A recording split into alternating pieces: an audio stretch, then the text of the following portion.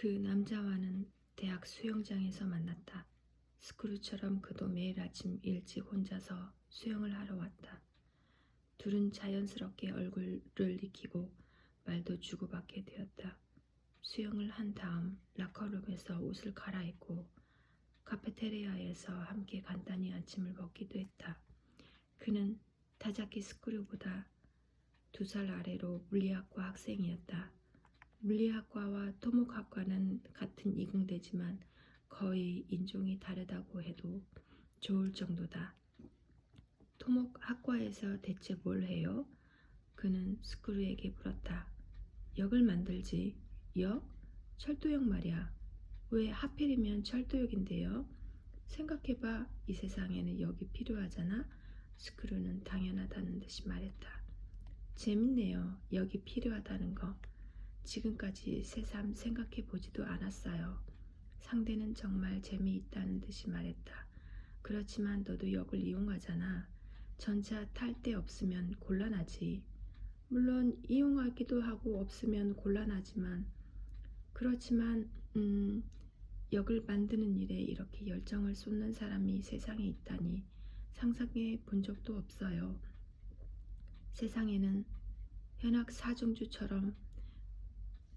세상에는 현악 사중주곡을 만드는 인간이 있는가 하면 상추나 토마토를 재배하는 인간도 있어. 역을 만드는 인간도 몇 명 정도는 필요하지. 그리고 나 같은 경우에 만드는 일에 열정을 불태우는 정도는 아니야. 그저 한정된 대상에 관심을 가졌을 뿐이야. 실례일지는 몰라도 한정된 관심을 가질 대상을 살아가면서 하나라도 발견했다는 것 자체가 정말로 대단한 성취 아닌가요? 스크루는 놀리는 거 아닐까 하는 생각에 자기보다 나이 어린 학생의 단정한 얼굴을 똑바로 바라보았다. 그러나 상대는 진심으로 그렇게 생각하는 것 같았다. 표정은 구름 한 점 없이 맑았다. 스크루 선배는 뭔가를 만드는 게 좋은 거군요. 이름대로 형태 있는 걸 만드는 건 옛날부터 좋아했어. 나는 아니에요. 천성인지 몰라도 뭘 만드는 게 아주 서툴러요. 초등학교 때부터 간단한 공작 하나도 제대로 못했거든요. 프라다 모델도 제대로 조립을 못했죠. 머릿속으로 뭔가 추상적인 것을 생각하기를 좋아해서 사색은 아무리 오래 해도 지겹지 않지만 실제로 손을 움직여 형태를 가진 건 못 만들어요. 요리하는 건 좋아하지만 하긴 그건 만들 때부터 점점 형태가 무너지는 거니까. 그렇지만 형태를 만들지 못하는 인간이 이 공대에 들어오다니 아무래도 뭔가 좀 잘못된 것 같아요. 넌 여기서 뭘 전공할 생각이야? 그는 잠깐 진지하게 생각하더니 대답했다. 잘 모르겠어요. 스크루 선배와 달리 내게는 이런 걸 하고 싶다는 뚜렷한 뭔가가 없어요. 뭐가 어찌됐든 가능한 한 깊이 생각하고 싶어요. 그냥 순수하게 자유롭게 사고해 나가고 싶다는 것 뿐이에요. 그러나 순수하게 사고한다는 건 생각해보면 진공을 만드는 것 같은 건지도 모르죠. 진공을 만드는 인간도 세상에 조금 필요할 거니까. 스크루가 그렇게 말하자 상대는 즐겁게 웃었다. 상추나 토마토와는 달리 세상 사람 모두가 진지하게 진공을 만들기 시작하면 아주 골치 아픈 일이 벌어질 것 같은데요. 사고란 수염 같은 것이다. 성장하기 전에는 나오지 않는다. 분명 누군가가 한 말 같은데. 스크루가 말했다. 누군지는 모르지만 볼테르입니다. 하고 연하의 학생이 말했다. 그리고 손바닥으로 턱을 쓰다듬으면서 웃었다. 웃음이 맑고 티 없이 맑았다. 그렇지만 그 말은 딱 맞는 게 아닐지도 몰라요. 난 아직 수염은 거의 없지만 어릴 적부터 사색하는 걸 좋아했으니까요. 과연 그의 얼굴은 매끈한 것이 수염의 흔적도 없었다. 눈썹은 가늘고 짙었으며 귀는 아름다운 조개 껍질처럼 또렷한 윤곽을 드러냈다. 볼테르가 하고자 했던 말은 사고보다 오히려 성찰에 관한 것이 아니었을까? 하고 스크루가 말했다. 상대는 살짝 고개를 갸웃했다. 성찰을 낳는 것은 아픔입니다. 나이도 아니고 하물며 수염은 더더욱 아니죠. 그의 이름은 하이다였다. 하이다 후미야키. 그 이름을 들었을 때 여기에도 색이 있는 인간이 있다라고 스크루는 생각했다. 미스터 그레이. 회색은 물론 눈에 안 띄는 색깔이긴 하지만 둘 다 사교적이라고 할 수 없는 성격이었지만 몇 번 얼굴을 마주하고 이야기를 나누는 사이에 자연스럽게 호감을 갖고 마음을 열었다. 매일 아침 같은 시각에 만나 같이 수영을 했다. 둘 다 크롤로 장거리를 헤엄쳤는데 하이다가 조금 빨랐다. 어릴 적부터 교습을 받아 체계적으로 배운 덕에 불필요한 힘이 들어가지 않는 아름다운 자세였다. 견갑골이 수면을 스치듯 하며 나비의 날개처럼 아름답게 움직였다. 그러나 하이다에게서 세세한 부분까지 자세를 교정받고 의식적으로 근육 훈련을 하자 이윽고 스크루도 그 스피드를 따라잡을 수 있었다.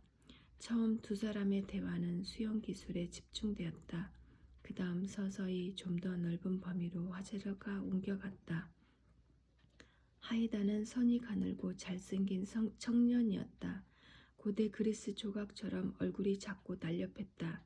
반듯하게 정돈된 얼굴은 고전적이면서 지적으로 겸허한 인상을 풍겼다. 몇 번을 만나 대화를 나누는 사이에 그 단아한 아름다움이 자연스럽게 부각되었다. 화려하게 사람의 눈길을 끄는 타입의 미소녀는 아니었다.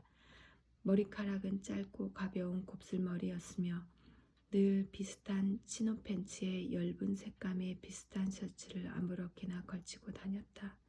그러나 아무리 간소하고 소박한 옷이라도 그는 기분 좋게 몸에 걸치는 법을 알았다. 책 읽기를 무엇보다 좋아했지만 스크루처럼 소설은 별로 읽지 않았다. 그가 좋아하는 것은 철학책이나 고전이었다. 그 외에도 희곡을 좋아해서 그리스 비극이나 셰익스피어를 애독했다. 노나 블라쿠에도 소양이 깊었다. 아키타 출신으로 하얀 피부에 손가락이 길었다. 술에 약하고 멘델스존과 슈만의 음악을 구별할 수 있었다. 아주 수줍음이 많은 성격이라 셋이상 모인 장소에서는 늘 자신이 존재하지 않는 양 취급받고 싶어 했다. 목덜미에 칼로 그은 듯한 4cm 정도의 깊고 오래된 상흔이 있었는데 그것이 그의 얌전한 몸가짐에 신비로운 악센트를 덧붙였다. 하이다는 그의 봄에 아키타에서 도쿄로 나와 캠퍼스에서 가까운 기숙사로 들어갔지만 아직 친한 친구는 없었다. 이야기가 잘 통한다는 것을 안 후로 둘은 오랜 시간을 함께 보내게 되었고 이윽고 그가 스크루의 집으로 자주 놀러가기에 이르렀다. 어떻게 학생 신분에 이렇게 멋진 아파트에 살 수 있어요? 처음 그 집을 찾았을 때 하이다는 감탄하며 물었다. 아버지가 나고다에서 부동산 회사를 경영하는데 도쿄에도 몇 군데 물건이 있거든. 스크루는 설명했다. 그러다 우연히 빈 곳이 있어 내가 들어온 거야. 전에는 바로 위 누나가 살았어. 누나가 대학을 졸업하고 내가 대신 들어왔지. 명의는 회사 앞으로 되어 있어. 집이 부자인 모양이네요. 글쎄 어떤지 모르겠어. 우리 집이 부자인지 아닌지 솔직히 말해 난 아무것도 몰라. 격리 담당자와 변호사와 세무사와 투자 컨설턴트를 한자리에 모으지 않으면 아버지 본인도 잘 모르지 않을까 싶어. 그렇지만 현재 그리 공공한 것 같진 않아. 그러니까 이런 데서 살 수도 있고 고마운 일이지 뭐. 그렇지만 스크루 선배는 그런 비즈니스에는 관심이 없다는 거죠? 그런 셈이야. 그런 장사는 왼쪽에서 오른쪽으로 또 왼쪽에서 오른쪽으로 자금을 움직여야 해. 난 그런 번잡한 일에는 어울리지 않아. 아버지하고는 기질도 다르고 돈이 안 되더라도 역을 하나하나 만들어가는 게 마음이 편해. 한정된 관심, 하이다가 말했다. 그리고 방긋 웃었다. 결국 그 지육 가오카의 원룸 아파트에서 타자키 스쿠루가 이사를 갈 길은 없었다. 대학을 졸업하고 신주쿠에서 본사를 둔 철도회사에 취직해서 계속 같은 곳에 살았다. 30살이 되었을 때 아버지가 세상을 떠나자 그 집은 정식으로 그의 것이 되었다. 아버지는 처음부터 아들에게 그 집을 물려줄 생각이었는 듯 모르는 사이에 소유권이 스크루 앞으로 바뀌어 있었다. 아버지가 경영하는 회사는 큰 누나의 남편이 이어받았고 스크루는 가업과는 상관없이 도쿄에서 역을 설계하는 일을 계속했다. 여전히 나고야에는 거의 돌아가지 않았다. 아버지 장례식 때문에 귀향했을 때 혹시 소식을 듣고 내 친구가 조문을 오지 않을까 생각했다. 그런 경우에는 어떤 식으로 인사를 하면 될까? 그러나 결국 아무도 나타나지 않았다. 스크루는 안도의 한숨을 내쉬면서 조금은 마음이 쓸쓸했다. 그것이 이제 정말로 끝나버리고 말았다는 것을 실감했다. 다시는 원래대로 돌아가지 못한다. 아무튼 그 즈음에는 그들 모두 30살이었다. 흐트러짐 없이 조화로운 공동체를 꿈꿀 나이가 아니었다. 세상 사람들의 절반쯤은 자기 이름에 만족하지 않는다는 통계를 스크루는 어떤 잡지에서 신문에서 본 적이 있었다. 그러나 자신은 다른 반쪽에 속했다. 적어도 주어진 이름에 불만을 품었던 기억은 없다. 다른 이름을 붙은 자신을 그리고 그런 자신이 걸어갈 인생을 잘 떠올릴 수 없었다. 본명은 한자로 쓰면 다키작이지만 공식적인 문서가 아닌 한 타츠쿠라고 썼고 친구들도 그의 이름을 그렇게 알았다. 어머니와 두 누나만이 그를 사쿠나 사쿠짱이라고 불렀다. 그 편이 일상적으로 부르기 쉬웠기 때문이다. 이름을 지은 사람은 아버지였다. 아버지는 실제로 그가 태어나기 전부터 첫 아들 이름을 스크루라고 지어둔 것 같았다. 이유는 모른다.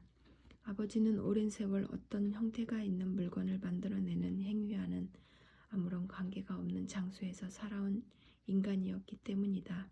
어쩌면 그는 어떤 계시 같은 것을 어떤 시점에 받았을지도 모른다.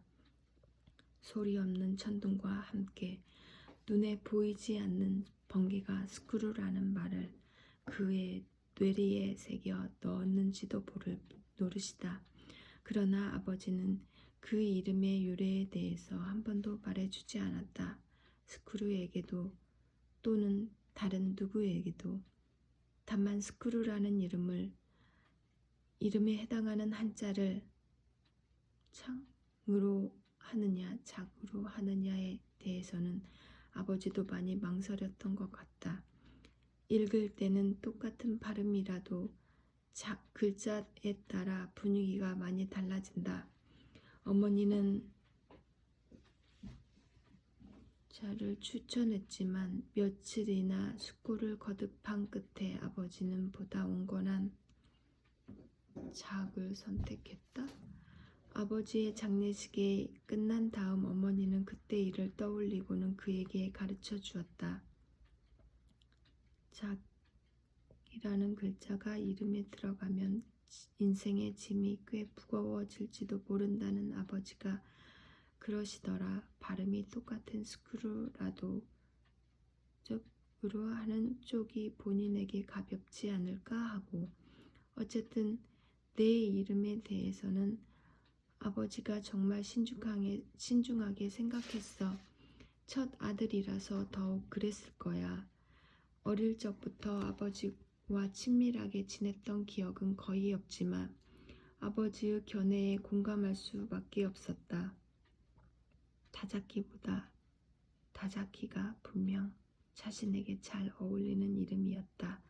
자신은 내면에서 독창적인 요소 따위는 거의 찾아볼 수 없었으므로 그렇지만 그 덕분에 인생의 짐이 많이 가벼워졌느냐 하면 스크루는 거기에 대한 판단을 보류할 수밖에 없었다.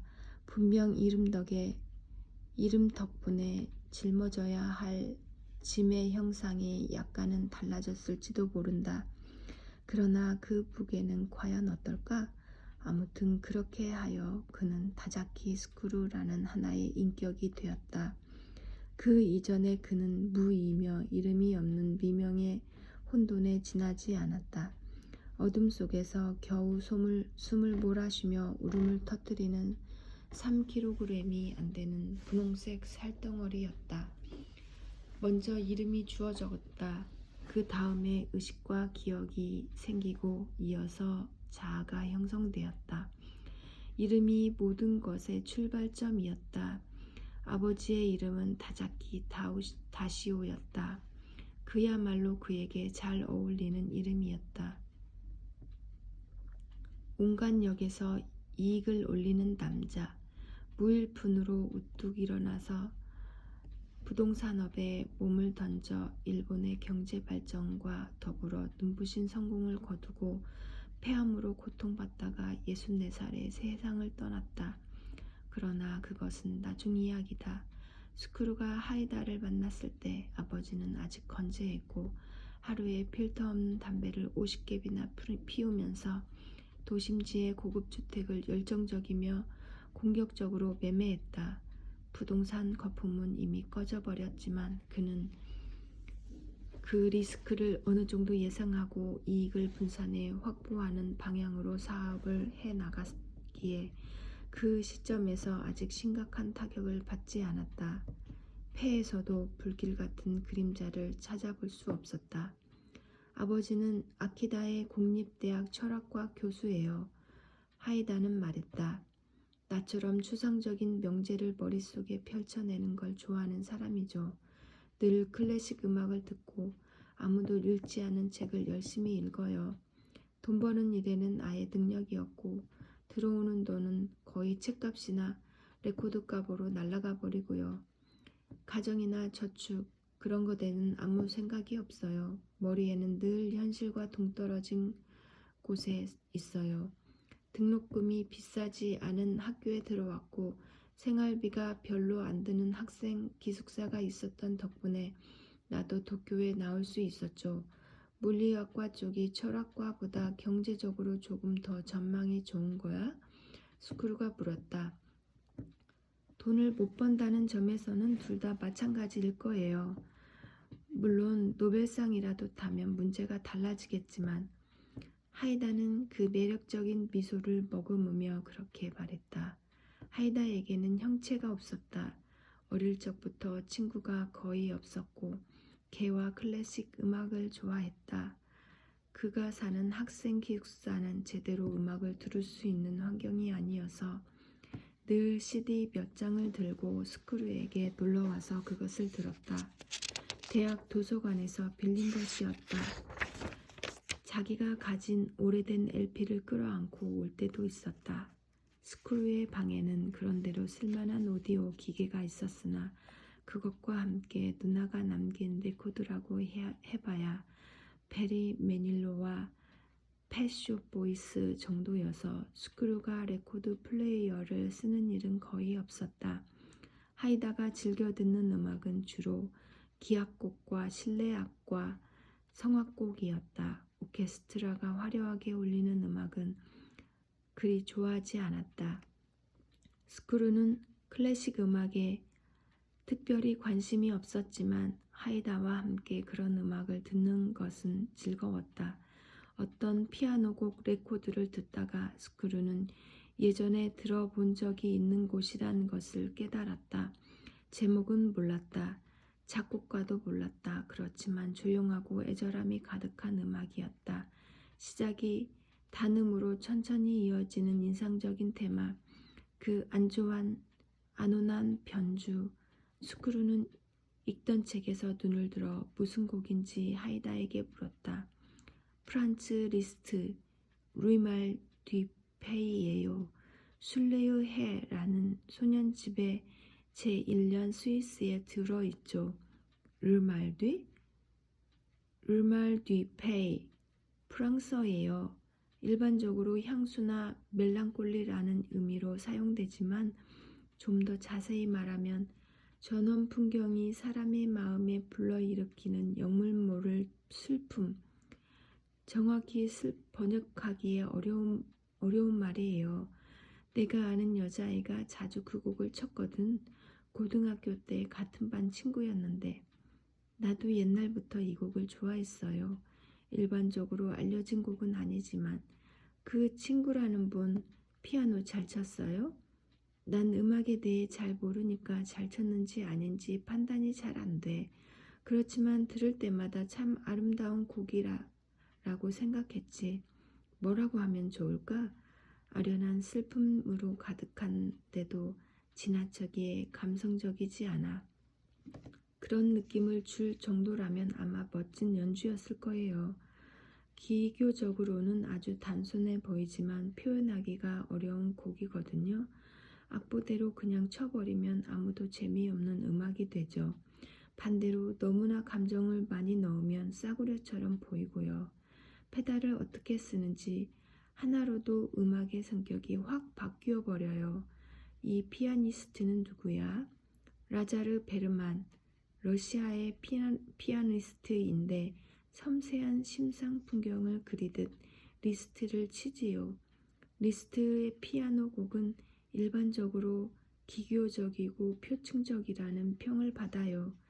물론 그 중에는 기교 위주의 작품도 있지만 전체를 주의 깊게 들여보면 내면에 독특한 깊이가 깔려 있다는 걸 알게 되죠. 그러나 그런 것들은 대부분 장식 속에 교묘하게 감추어져 있어요. 특히 이 순례해 소곡집이 그래요. 현존하는 피아니스트 가운데에서 리스트를 올바르고 아름답게 표현해내는 사람은 그리 많지 않아요. 개인적인 의견으로는 비교적 요즘 사람들 가운데에는 베르만이 뛰어나고 예전 사람 가운데서는 클라우디오 아라우 정도가 아닐까 해요. 하이다는 음악 이야기가 나오면 늘 말이 많아졌다. 그는 베르만이 연주한 리스트의 특징에 관해 말을 이어갔지만 스크루는 거의 듣지 않았다. 그 곡을 연주한 시로의 모습이 그의 뇌리에 놀랄 만큼 선명하게 입체적으로 떠올랐다. 마치 그곳에 있었던 몇몇 아름다운 순간들이 시간의 정당한 압력에 저항하며 그 물길을 찰랑찰랑 착실하게 거슬러 오르는 것처럼 그녀의 집 거실에 있는 야마두 그랜드 피아노 시로의 꼼꼼한 성격에 맞게 늘 조율이 잘 되어 있었다. 티 하나 없이 맑게 윤기를 띤 표면에는 손가락 자국이 없었다. 창으로 비쳐드는 오후의 햇살, 정원의 사이프러스가 늘어뜨리는 그림자, 바람에 흔들리는 레이스 커튼, 테이블 위의 찻잔, 뒤로 단정하게 묶은 그녀의 검은 머리카락과 악보를 바라보는 진지한 눈길, 건반 위에 놓인 10개의 길고 아름다운 손가락, 페달을 밟는 두 발은 평상시 시로를 생각하면 상상이 안 될 만큼 힘차면서도 정확했다. 그리고 종아리는 유약을 바른 도자기처럼 하얗고 매끈했다. 연주를 부탁하면 그녀는 곧잘 그 곡을 쳤다. 루 말드페이. 전원 풍경이 마음에 불러일으키는 영물 모를 슬픔, 향수 또는 멜랑콜리. 가볍게 눈을 감고 음악에 귀 기울이는 사이에 가슴 깊은 곳에서 애달픈 숨 막힘을 느꼈다. 저도 모르는 사이에 작고 딱딱한 구름 덩어리를 빨아들인 것 같았다. 그 곡이 끝나고 다음 곡이 시작되어도 스크루는 입을 꼭 다문 채 떠오르는 풍경 속으로 젖어들었다. 하이다는 그런 스크루 얼굴을 이따금씩 쳐다보았다. 괜찮으면 이 레코드 여기 두고 갈게요. 어차피 기숙사에서는 들을 수도 없거든요. 하이다는 레코드를 재킷 속에 넣으면서 그렇게 말했다. 박스에 든 3장짜리 그 레코드는 아직도 스크루의 방에 있다. 베리 매닐로와 펫숍 보이스 곁에. 하이다는 요리를 잘했다. 음악을 듣게 해줘서 고맙다며 그는 자주 식재료를 사와서 부엌에서 음식을 만들었다. 조리기구도 식기도 누나가 모두 갖추어 둔 것이었다. 스크루는 가구 대부분과 마찬가지로, 그리고 누나의 예전 남자친구들에게서 가끔 걸려오는 전화와 마찬가지로 그것들을 그냥 이어받았을 따름이었다.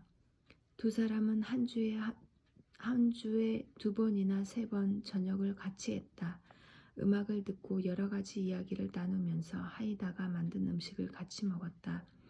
대부분 간단히 만들 수 있는 평범한 음식이었지만 휴일에는 시간을 들여 그럴듯한 메뉴에 도전하기도 했다. 맛이 늘 최고였다. 하이다에게는 청선적으로 요리사의 자질이 있는 듯했다. 플레인 오믈렛이건 된장국이건 크림소스건 파에야건 모두가 솜씨 좋고 뛰어난 센스였다. 물리학과에 두기에 너무 아까워. 넌 레스토랑을 열어야겠어. 스크루는 반쯤 농담으로 그런 말을 했다. 하이다는 웃었다. 그것도 나쁘진 않겠죠. 그렇지만 나는 한 장소에 묶이는 걸 싫어해요.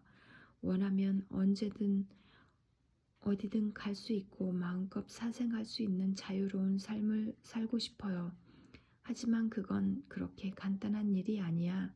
간단한 일이 아니죠. 맞는 말이에요. 그렇지만 내 마음은 정해져 있어요. 나는 늘 자유롭고 싶어요. 요리하는 건 좋아하지만 직업으로서 부엌에 틀어박히고 싶지는 않아요. 그렇다가는 곧 누군가를 증오하게 될 테니까요. 누군가를? 요리사는 웨이터를 증오하고 그 둘은 손님을 증오한다. 아널스 웨스커의 부엌이라는 희곡에 나오는 말이에요. 자유를 빼앗긴 인간은 반드시 누군가를 증오하게 돼요. 그렇게 생각하지 않아요? 나는 그런 삶은 살기 싫어요. 언제나 속박되지 않은 상황에 있으면서 자신의 머리로 자유롭게 사색하는 것, 그게 바라는 거지. 바로 그거예요. 그러나 자신의 머리로 자유롭게 사색한다는 건 내 생각에는 그렇게 간단한 일이 아닐 것 같아요. 자유롭게 생각한다는 건 다시 말해 자기 육체를 벗어난다는 말과 같아요. 자기 육체라는 한정된 우리를 벗어나 사슬을 벗어던지고 순수하게 논리를 비약시키는 거예요. 논리에 자연스러운 생명을 주는 거죠. 그것이 사고에서 자유의 핵심입니다. 꽤 어려워 보이네. 하이다는 고개를 저었다. 아니요, 생각하기에 따라서는 그렇게 어려운 일이 아니에요. 많은 사람들이 때에 따라 저도 모르는 사이에 그렇게 하고 그럼으로써 아슬아슬하게 죄 정신을 유지해요. 다만 자기가 그런다는 걸 모를 따름이죠. 스크루는 그가 한 말에 대해 잠시 생각해 보았다. 그는 하이다를 상대로 그런 추상적인 사변적인 이야기를 나누는 것이 즐거웠다. 평소에는 과묵한 편이지만 그 연하의 친구를 상대로 그런 이야기를 하다 보면 아마도 마음 어딘가를 자극받는지 이상하게도 말이 매끄럽게 잘 흘러나왔다. 그가 처음 겪는 일이었다. 나고야의 5친구 그룹에 속했을 때는 대부분은 그냥 듣는 편이었던 것이다. 스크루는 말했다. 그렇지만 저도 모르는 사이가 아니라 의도적으로 그렇지 않으면 내가 말하는 진정한 사고의 자유라는 걸 얻을 수 없는 거 아니야? 하이다는 고개를 끄덕였다. 말 그대로예요. 그렇지만 그건 의도적으로 꿈을 꾸는 것과 비슷할 정도로 어려운 일이죠. 보통 사람에게는 거의 불가능한 일이에요. 그렇지만 너는 그걸 의도적으로 시도한다는 거지? 그렇게 말할 수 있을지도 모르겠네요. 공대 물리학과에서 그런 기술을 가르치지는 않을 것 같은데? 하이다는 웃었다. 대학에서 그런 걸 배울 거라고는 애당초 생각하지도 않았어요. 내가 여기서 얻고자 하는 것은 자유로운 환경과 시간뿐이에요. 그것 말고는 딱히 바라지도 않아요. 자신의 머리로 사고한다는 것이 무엇인지 학문적인 장에서 논하는 것은 원래 이론적 정의가 필요하죠. 이건 정말 귀찮은 이야기예요. 창의적이란 사려 깊은 모방 말고는 아무것도 아니에요. 현실주의자 볼테르가 한 말이에요. 너도 그렇게 생각해? 무슨 일이건 반드시 틀이라는 게 있어요. 사고 역시 마찬가지죠. 틀이라는 걸 일일이 두려워해서는 안 되지만 틀을 깨부수는 것을 두려워해서는 안 돼요. 사람이 자유롭기 위해서는 그게 무엇보다 중요해요.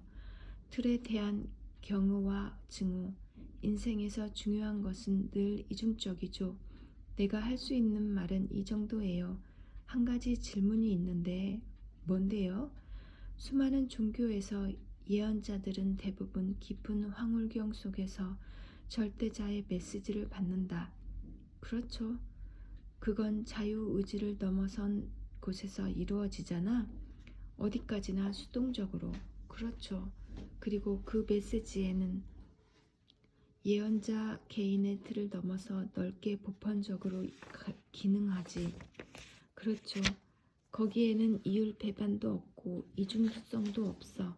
하이다는 말없이 고개를 끄덕였다.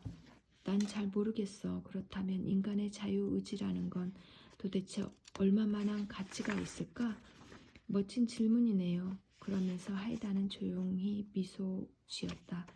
마치 햇빛 속에서 졸면서 떠올리는 미소 같았다.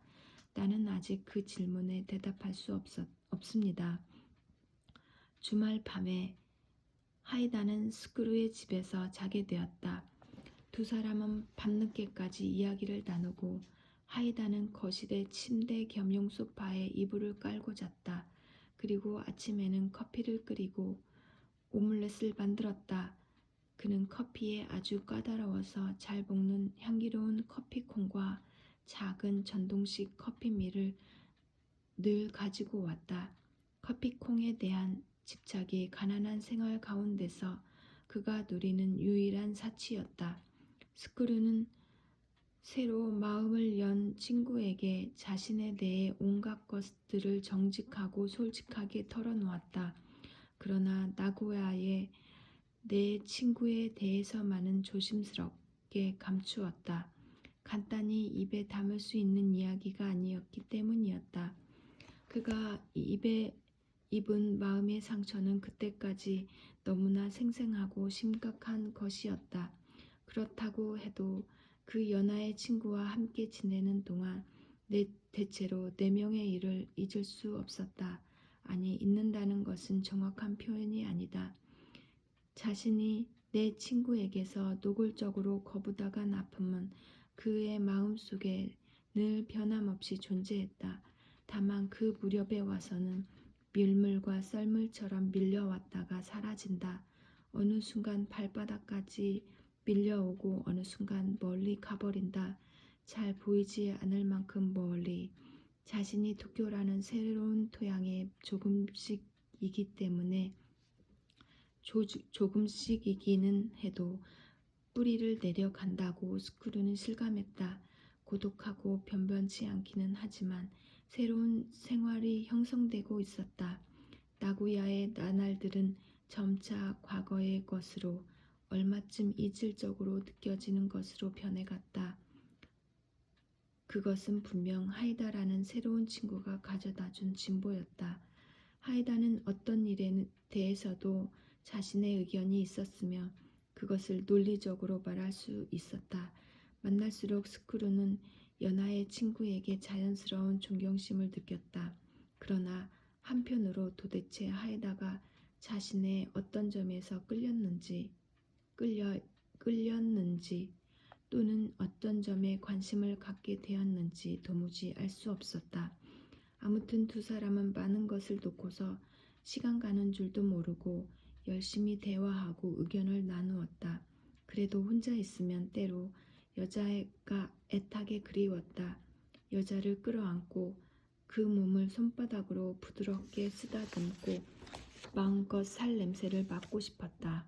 건강하고 젊은 남자라면 당연히 품을 욕망이었다.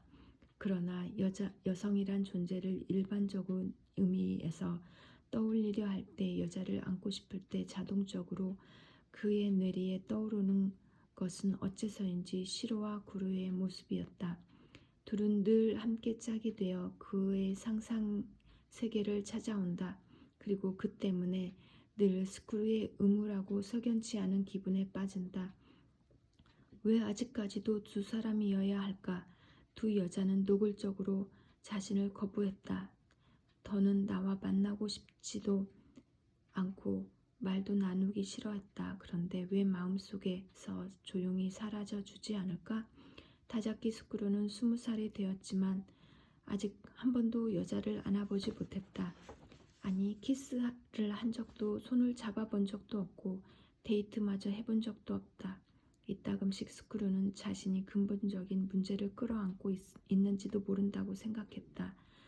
정신의 자유로운 흐름이 장애물을 만나 어딘가에서 멈추고 그 때문에 자기라는 인간이 뒤틀리게 된 건 아닌지 모른다. 그 장애물이 내 친구에게 거부당해서 생긴 것인지 또는 그 일과는 관계없이 태어날 때부터 자신의 내면에 있던 구조적인 것인지 스크루는 가려낼 수 없었다. 어느 토요일 밤 두 사람이 밤늦게까지 대화를 나누는 동안 죽음이 주제로 떠올랐다. 이 사람이 죽을 수밖에 없다는 것에 대해, 죽음의 예감과 함께 살아야 한다는 것의 의미에 대해 두 사람은 그런 문제에 대해 되게 관념적으로 이야기했다. 스크루는 자신이 한때 얼마나 죽음에 가까이 다가갔는지, 그 체험이 자신의 몸과 마음에 얼마만큼 큰 변화를 가져왔는지 그것을 하이다에게 보여주고 싶었다. 그때 보았던 이상한 광경에 대해 말하고 싶었다. 그러나 일단 그 이야기를 꺼내면 그런 상황이 이르게 된 경위를 처음부터 끝까지 설명해야만 했다. 그래서 평소처럼 하이다가 주로 말을 하고 스크루는 듣는 쪽이 되었다. 시계바늘이 11시를 넘어서자 화제가 끊어지고 침묵이 내렸다. 평소라면 거기서 대화를 멈추고 제각기 잘 준비를 할 때였다. 두 사람이 다 아침 일찍 일어나는 타입이었다. 그러다 하이다는 소파 위에서 책상 다리를 한 채 혼자 뭔가 깊은 생각에 잠겼다. 그러더니 그답지 않게 말을 해도 꽤 괜찮을지 잘 결심이 서지 않지만 하고 망설이는 듯이 운을 뗐다. 죽음에 관련해서 묘하고 이상한 이야기가 있어요. 아버지가 해준 이야기예요. 막 20살이 넘었을 즈음에 직접 겪은 일이라 그랬죠? 그랬죠. 지금 내 나이 정도네요. 이 이야기는 옛날부터 몇 번이나 들은 거라서 아주 세세한 부분까지 고스란히 기억해요. 기묘한 이야기인데 그런 일이 실제로 사람한테 일어날 수 있는지 지금도 믿을 수 없긴 하지만, 그래도 아버지는 그런 일에 거짓말을 할 사람이 아니에요. 이야기를 만들어낼 줄 모르는 사람이고, 그리고 잘 아시겠지만 만들어낸 이야기를 할 때마다 세부의 변화가 일어나는 법이죠. 꼬리가 하나 더 붙기도 하고 지난번에 뭘 어떻게 말했는지 잊어버리기도 하고, 그러나 아버지가 한 이야기는 늘 처음부터 끝까지 똑같아요. 그러니 아마도 정말로 자기가 겪은 거예요. 아버지 성격을 잘 아는 아들로서 난 이야기를 그대로 믿을 수밖에 없어요. 그렇지만 스크루 선배는 아버지를 잘 모르니까 믿고 안 믿고는 자유예요. 다만 이런 이야기가 있다는 정도로 들어주세요. 설화라든지 괴담 같은 거라 생각하고 들어도 돼요. 긴 이야기고 벌써 시간도 꽤 많이 늦었는데 이야기해도 괜찮을까요? 물론 괜찮아. 아직 졸리지도 않고 하고 스크루는 대답했다.